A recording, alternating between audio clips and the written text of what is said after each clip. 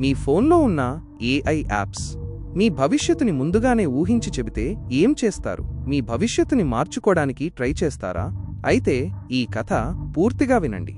బెంగళూరులో లవ్గురు అనే కొత్త డేటింగ్ యాప్ చాలా ఫేమస్ అవుతుంది. ఏఐ సహాయంతో ఇద్దరు వ్యక్తులు కలిసి ఉండగలరా లేదా అని చూసి వాళ్లని కలుపుతుంది. కానీ అప్పుడప్పుడు ఆ యాప్ మనమేం చేస్తామో అది జరగకముందే చెప్పేస్తుంది. శ్వేత అనే ఒక తెలివైన అమ్మాయి ఇలాంటి వాటి మీద నమ్మకం లేకపోయినా ఏం జరుగుతుందో తెలుసుకోవాలనే ఆసక్తితో ఆ యాప్ని డౌన్లోడ్ చేస్తుంది. నరేంద్ర అనే అబ్బాయితో మ్యాచ్ అవుతుంది.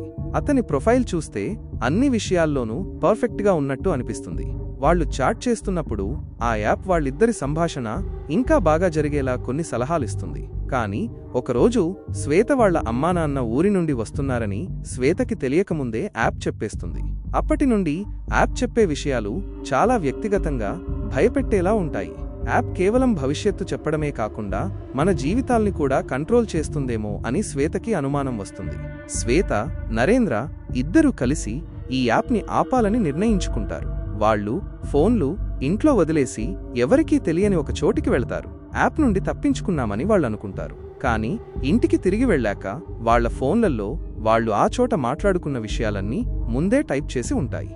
చివర్లో మీరు ఏఐ నుండి తప్పించుకున్నామని అనుకున్నారా అని మెసేజ్ టైప్ చేసి ఉంటుంది. తరువాత ఏం జరిగి ఉంటాదో కామెంట్స్లో చెప్పండి.